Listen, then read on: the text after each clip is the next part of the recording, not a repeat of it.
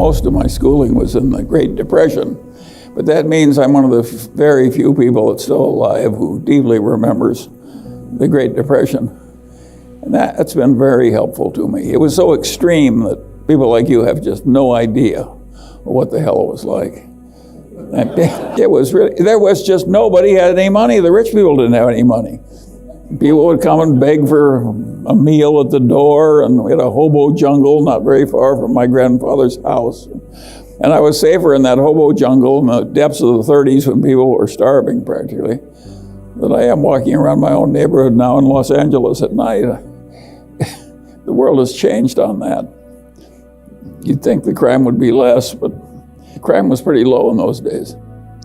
So at any rate, I had a very unusual bunch of experience to go through civilization in various phases, including the greatest recession. Well, I say it's one of the greatest recessions in 600 years in the English-speaking world. It was really something, and it was very interesting to watch, and also to watch it fixed. It was fixed by the accidental Keynesianism of World War II. Very interesting. And Hitler had fixed the Great Depression in Germany by the deliberate Keynesianism, but he wasn't doing it to stimulate the economy. He wanted to get even with all the people he hated, but he borrowed all this money and created all these armaments. And Hitler's Germany by 1939 was the strongest economic power in Europe, and nobody else was close. And you wouldn't understand that as well as I do if you hadn't lived through it. You just could see the place gaining traction. More and more and more and more, and pretty soon it was fixed.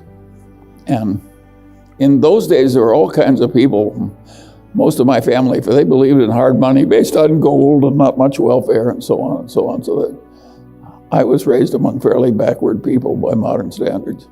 But they were backward in kind of a self-reliant way that I think was helpful.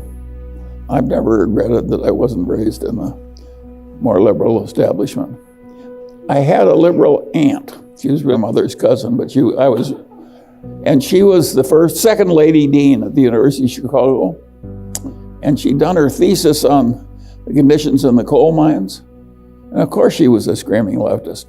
I would be a screaming leftist if I observed the way the coal miners of yesteryear were treated. You couldn't be a human being with any decency in you without feeling that it was deeply improper to have the misery that great and have it manipulated for the benefit of the mine owners and so forth. But she sent me all these left-wing books, one every Christmas, and I always thought she was a little nuts.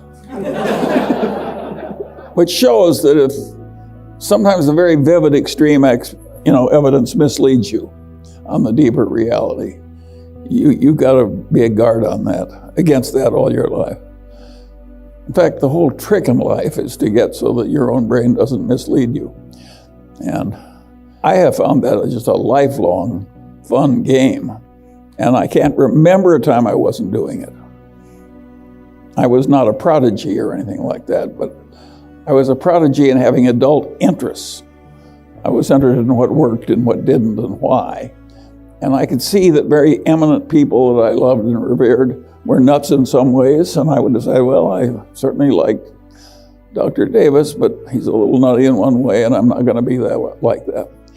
And so I was very judgmental, and I think that helped me. And also helped me that I kept changing my judgments as I learned more and more facts came in. And that created lifelong habits that were very, very useful. Another thing that I think really helped me is, particularly on my father's side of the family, my paternal grandfather was the only federal judge in Lincoln, Nebraska, the capital city of Nebraska. And he'd been there forever, and he stayed there forever after that. I think when he left, he was the longest serving federal judge in the country. And he was a brilliant man, and he'd risen from nothing. He was the child of two impoverished school teachers. And when he was raised in a little town in Nebraska, they'd give him a nickel to go buy the meat, and he'd go to the butcher shop, and he would buy the parts of the animal nobody else would eat. And that's what two school teachers lived on in those days. And the very indignity of it bothered him so much that he just determined to get out of poverty and never go back. And he did. He got ahead like Abe Lincoln, educated himself in lawyers' offices and so on. He had to leave college because he couldn't pay the tuition anymore. But he educated himself, and since he was utterly brilliant, it wasn't all that hard. And he had an attitude that was pretty damned extreme. And I would say his attitude was that you have a moral duty to make yourself as unignorant and as unstupid as you possibly can. And that it was pretty much your highest moral duty. Maybe taking care of your family came first, but in the ranks of moral obligations, he was conventionally religious, so it may have been a religious duty to him. But he really believed that rationality was a moral duty, and he worked at it, and he scorned people who didn't do it. On the other hand, as a judge, he started with the idea that why would anybody rob a train or whatever the hell, federal crime in those days. And he was pretty hard on people who did it. And I noticed as he got to be older and older and older, he was willing to call a man a good man on easier terms than he started out with. And I think that was a correct development in my... By the way, when he relaxed a little, he was still pretty tough. But he did relax a little, which I thought was appropriate. But influenced by such people. And when the 30s came, one son-in-law was a musician, and of course he couldn't make a living. So my grandfather didn't have that much money, sent him to pharmacy school, carefully picking a profession that couldn't fail, and found him a bankrupt pharmacy to buy and loaned him the money, and my uncle was soon prosperous and remained prosperous the rest of his life. My other uncle had a bank in Stromsburg, Nebraska, but there were 968 people in Stromsburg, and there were 2 national banks. And the capitalization of my uncle's bank was $25,000. And of course, he was a lovely man, but he was an optimist, and a banker should not be an optimist. And when they closed the banks in 1933, the banking examiners came in and they said, "You can't reopen." And it was the only business he had. Well, Judge Munger had always saved his money, and he had a lot of good first mortgages on homes occupied by teetotaling German butchers and people he'd carefully pitched. Of course, he never had a default. Houses were in the right neighborhood, the people were sober and hardworking. And so what my grandfather did is take a third of his good mortgages, which is all he had, and put them into the bank and took all the lousy assets out of the bank. So he saved 2 out of 3 of his children, and I thought it was a pretty good thing to do, and very shrewd the way he did it. And he actually got most of his money back 10 or 15 years later out of the lousy assets of the bank when World War II. And that was a good lesson. On the other side, my grandfather, on the other side, his main business had gone broke in 1922 with all the other wholesale dry goods houses. And what he did, his son-in-law, one of them, went broke, and he cut his house in half and moved that family in. And the other family, the guy was an honors graduate of the Harvard School of Architecture, and he was very prosperous in the 20s in Omaha and had a wonderful life. And the 30s came, the total building permits in Omaha would sometimes be $25,000 a month, and that was for furnace repairs or something. There was just no work, none, zero. So he moved to California, and he lived for several years, and finally he got the County of Los Angeles to hire this great Harvard architect, and he got $108.08 a month after deductions, and they had him do drafting work, but they classified him as a laundryman to save money.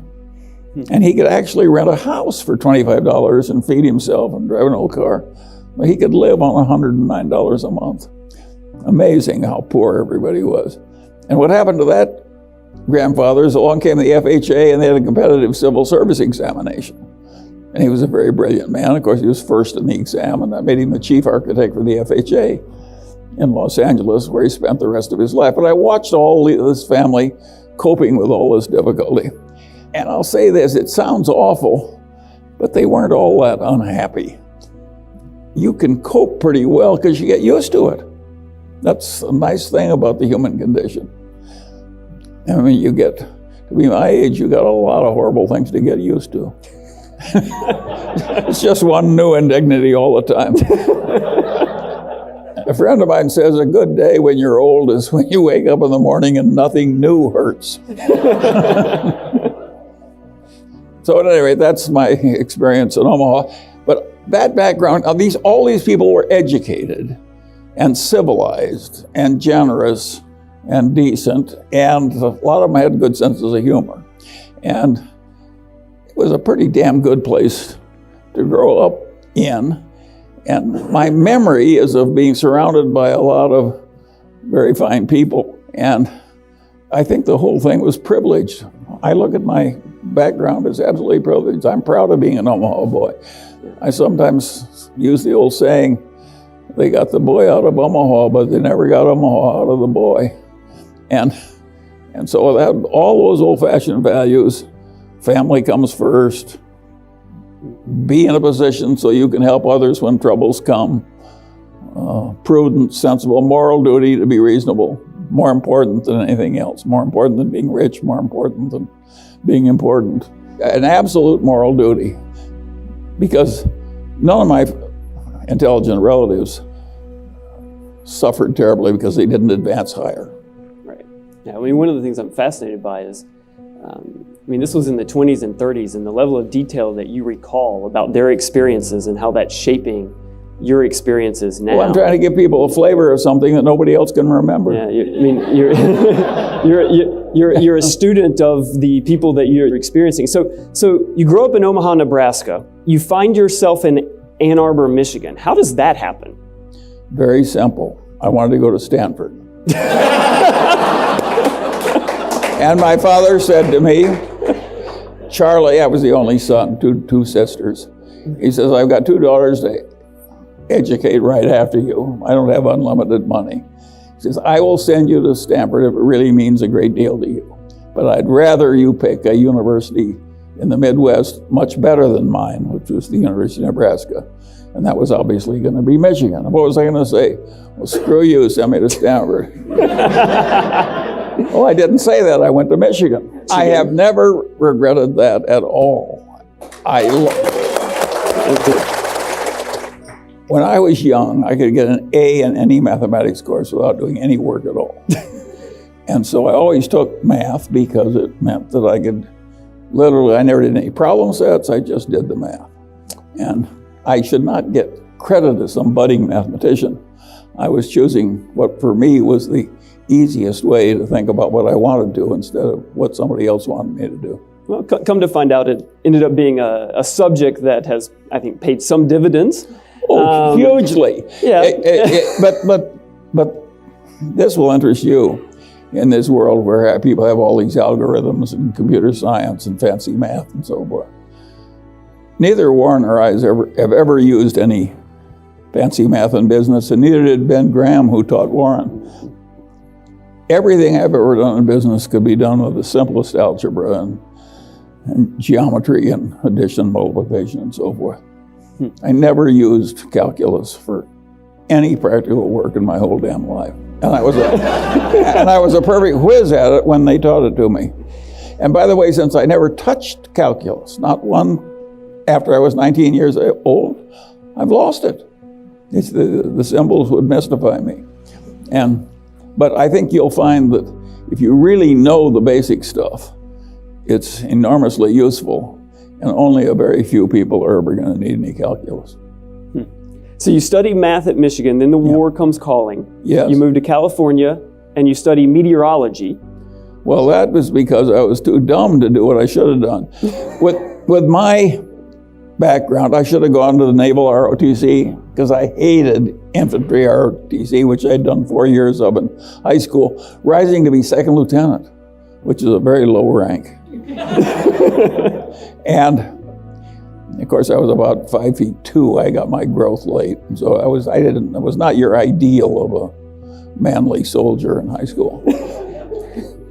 So when you went to Harvard Law, why law? Well, my grandfather and father had been lawyers, and I knew I didn't want to do everything else. It's very simple. I didn't want to be a doctor. I didn't want all the blood and misery and so forth, and the repetitive work. I knew I didn't want to go to the bottom of a big organization and crawl my way up. I'm a natural contrarian. That was not going to work for me. And I found that people could tell me when I thought they were idiots. And that is not a way to rise in a big organization. and so I couldn't do that. And so now I'm left with law, and I admired my father and grandfather, and a good life for them. So I naturally drifted into it. I think people are still going to law school for that reason. It's the least bad of options considering their interests and ability. I guess now people go to business school, some of them who in my day would have gone to law school. And you have many of the people in this room I think are going to go to business school, the least bad of their options. And all I can say is that that's the way it worked for me, and it'll probably work out for you too. And it worked out okay. It worked out okay. Well, I had to leave the profession. It was a dumb profession for me to choose. So that's actually what I want to ask. So you moved to California, you actually start a law firm, and then practice law for some period of time. Well, I had no alternative. And then you actually... I had an army of children almost immediately. I painted myself in quite a corner. Yeah. So zero choice is pretty powerful. Yes, for sure. Yes, of course. So you practice law, and then you leave law in the firm that you helped found and move over to investments. Well, but that sounds miraculous. In fact, it was rather interesting. I probably got paid about $350,000 in my first 13 years of law practice total. And I had an army of children and no capital to start with. And when I chose this alternative career, I had over $300,000 in liquid instruments. And that was 10 years of living expenses. So I was not a courageous, venturesome, admirable man. I was a cautious little squirrel, saving up more nuts than I really needed and not going very deep into my pile of nuts. And so it wasn't that courageous, and I kept one foot in the law firm while I tried my capitalist career.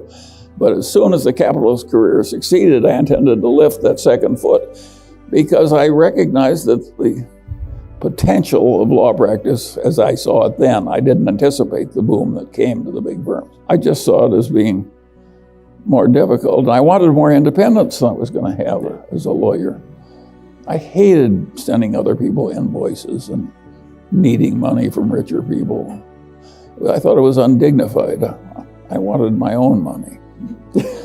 Not because I loved ease or social prestige. I wanted the independence. Well, and when you founded Wheeler, Munger and Company, so that was the investment firm. Yes. And I went and I created 5 real estate projects. I did both side by side for a few years, and in a very few years I had $3 or $4 million. And for a number of years, you outperformed the market 2x, 3x. And so why did you then leave Wheeler, Munger and Company and then move to now what you're doing? Well, I had $3 or $4 million, which was a lot of money then. And I also knew how to handle that $3 or $4 million very well by that time. And so I knew I didn't need to get fees and override some other investors.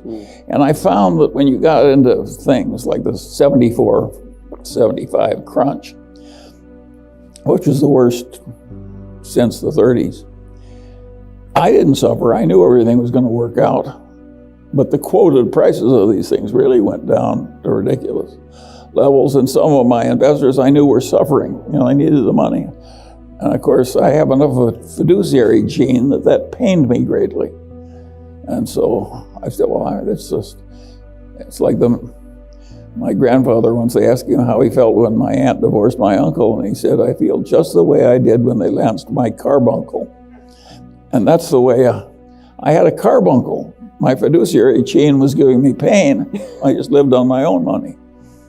No fees, no overrides, no salaries. It seemed more manly to do when I knew it would work.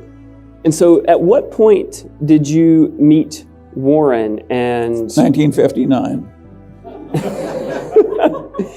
And so where did Berkshire Hathaway come from in terms of this partnership that you all have now had for decades? Well, Warren had been taught by Ben Graham to buy things for less than they were worth, no matter how lousy the business was. You can't imagine a more lousy business than New England textile mills, because textile is a congealed electricity. And the electricity rates in New England were about 60% higher than TVA rates. So it was absolute, inevitable, certain liquidation. Now, Warren should have known better than to buy into a totally doomed enterprise, but it was so damn cheap, he could buy it at a big discount from liquidating value. So he bought control of the business.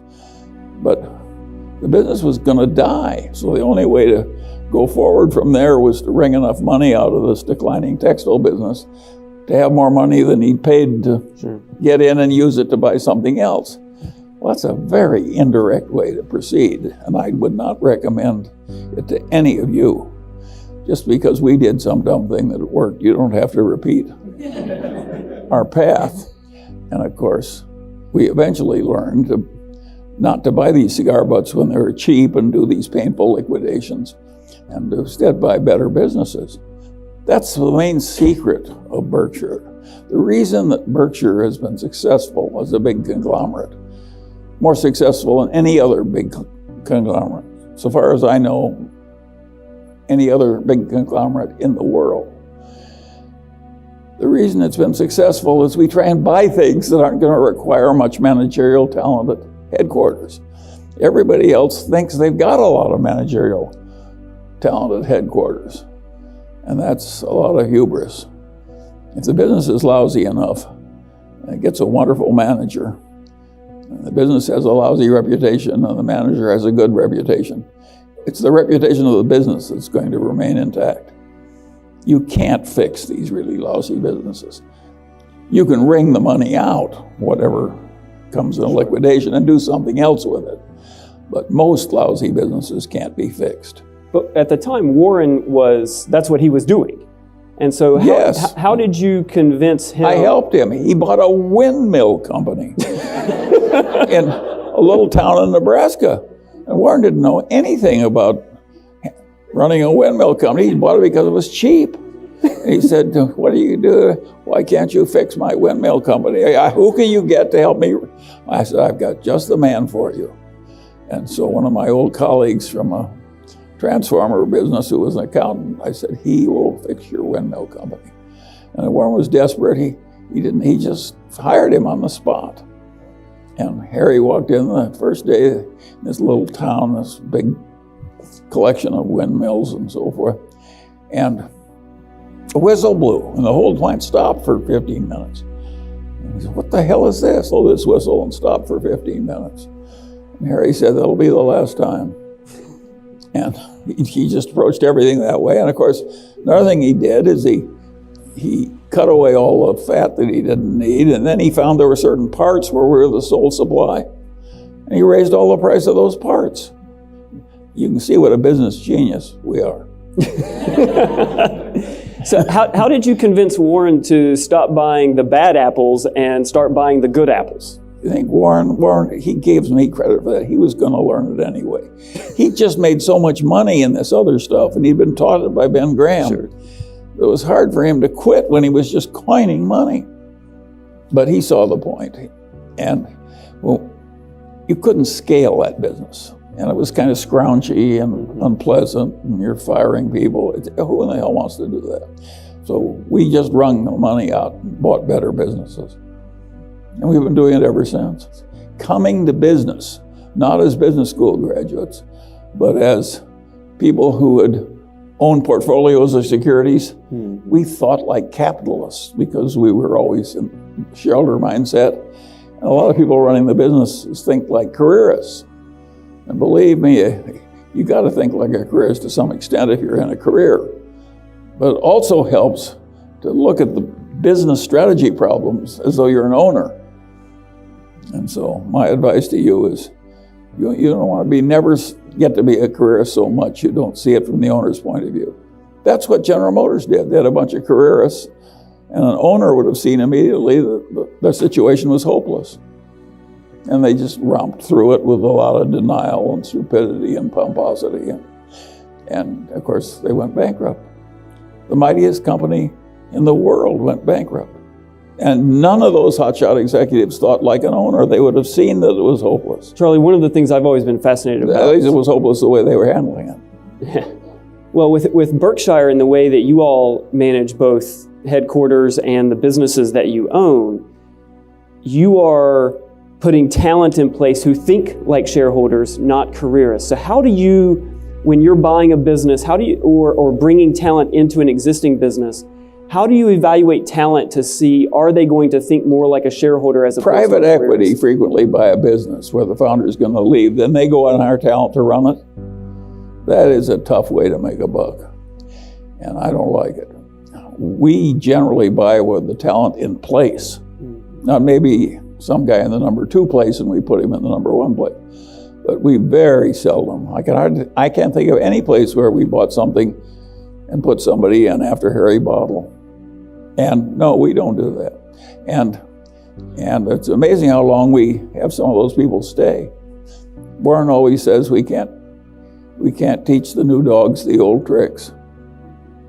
What's the implication of not being able to teach the old dogs new tricks or new tricks to old dogs? When, if we look at what's happening in business today, what we see is executives... We can't teach the old tricks to the young dogs. That's what we found. And so we keep the old dog in place. But that's not the norm, right? I mean, if we look around... No, it's the norm in life. It may not be, our practices may not be the norm, but normally it's very hard to get you got a wise old dog, getting a young dog that can match him, that's hard. By definition, he's survived a big culling process. Sure. I mean, he's unique, and he's got a record to prove it. And by the way, everybody thinks you can judge people by an interview, and of course you know who you like and who you don't like, but everybody overestimates how much you can tell in prediction by meeting somebody. We all like to think that we have that capacity, but it's a vastly stupid type of overconfidence. The paper record has about 3 times the predictive value of your impression in an interview, and of course we're buying great paper records. It's so simple. Well, it's fascinating to me, if we look around business generally, the movement of people across firms, and there's always new dogs. And you've taken a contrarian position to that and managed Berkshire differently. Well, it isn't like of course we're still hiring young dogs into these businesses, but it's amazing how much of the record of Berkshire has come from the old dogs who are in the business when we buy them. You can't believe how good those people have been. There's one huge exception in the new dog department. I almost despise the business of executive search because I find that they really want to sell you the best that's available, even if it's no damn good. And I don't like that. But the best single expense that Berkshire ever had is we paid an executive recruiting firm to find us Ajit Jain to come into our little tiny insurance operation. He didn't have any experience in insurance at all. He was an honors graduate of the Maine Technical Institute of India. He was a very smart man. But he came in and created our whole it's the only big business we created from scratch. And Ajit did the whole damn thing. Of course, he talked with Warren every night. And so it was like father and son. Remember, this is a very Confucian company. But that was unbelievable. So we hired an executive recruiter. He brings us an Indian that has no experience at all in insurance. He talks with an old man every night And it's now by far the biggest reinsurance business in the world. And it's been a gold mine. There's at least $60 billion in Berkshire of net worth that Ajit has created that we would not have created without him. Wow. And the value is way more than 60 billion. I mean, there's that much in extra just liquid net worth, but the value of the business is way more than 60 billion. So Charlie, I'm going to turn to a few questions from the audience as we start to wrap up. Probably half my questions here are about Bitcoin and cryptocurrency. Well, I can answer those very quickly. I think it's perfectly asinine to even pause to think about them. You know, it's one thing to think that gold has some marvelous store of value because man has no way of inventing more gold or getting it very easily. So it has the advantage of rarity. Believe me, man is capable of somehow creating more Bitcoin. They tell you they're not going to do it. They mean they're not going to do it unless they want to. That's what they mean when they say they're not going to do it. Yeah. If they tell you there are rules and they can't do it, don't believe them. When there's enough incentive, bad things will happen. It's bad people, crazy bubble, bad idea, luring people into the concept of easy wealth without much insider work. That's the last thing on earth you should think about. If it worked, it would be bad for you because try and do it again. It's totally insane. And by the way, I've just laid out a wonderful life lesson for you. Give a whole lot of things a wide berth. They don't exist. You know, crooks, crazies, egomaniacs, people full of resentment, people full of self-pity, people who feel like victims.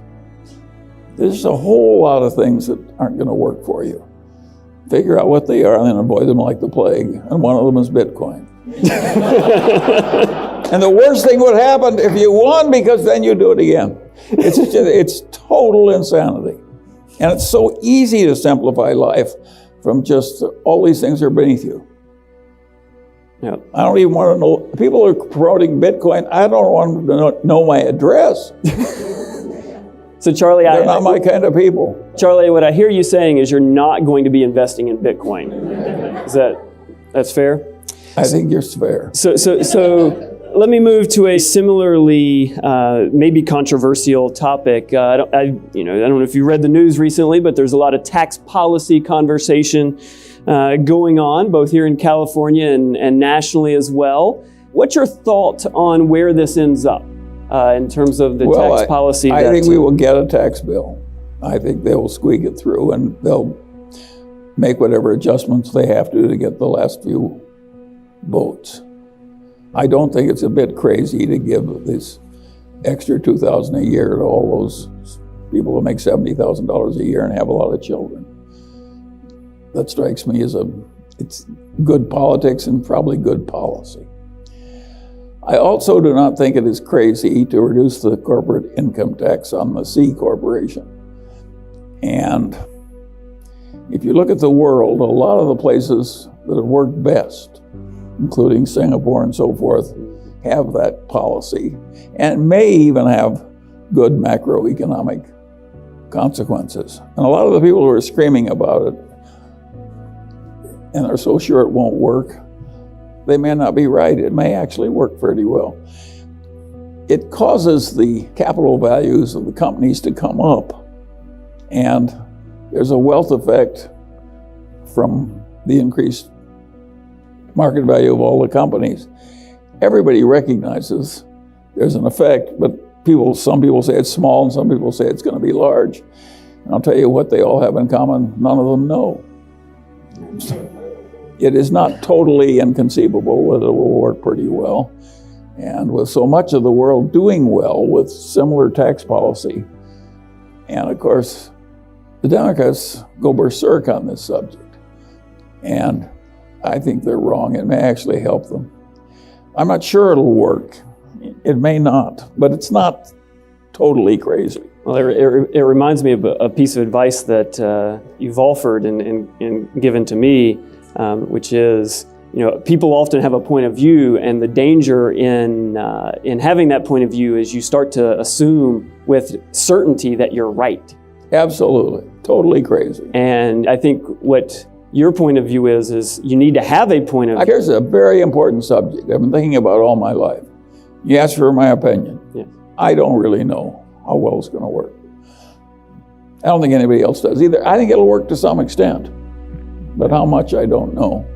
Is it unfair? Well, the corporations are by and large owned by a bunch of charitable endowments and by a bunch of pension plans, and the whole world is going into a world where they're trying to have the business interests of the company support their huge pension obligations, which get bigger all the time. China is trying to do exactly what the Republicans are.